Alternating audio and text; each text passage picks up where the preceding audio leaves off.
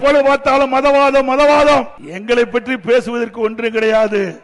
கூட்டணியிலே அங்கமைக்கிட்ட கட்சியை பற்றி தான் உங்களால் பேச முடியும். திரு ஸ்டாலின் அவர்களே, நாங்கள் கேட்கின்றோம், 1999ஆம் ஆண்டு பாராளுமன்ற தேர்தல், அந்த பாராளுமன்ற தேர்தலில் யாரோடு நீங்கள் கூட்டணி வைத்தீர்கள்?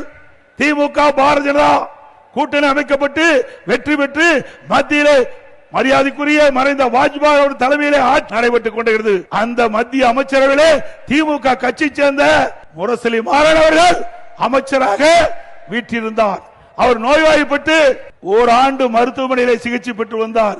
இலாக்கா இல்லாத மந்திரியாக பாரதிய ஜனதா அரசாங்கம் வைத்துக் கொண்டிருந்தது. அப்பெல்லாம் பாரதிய ஜனதா கட்சி நல்ல கட்சி.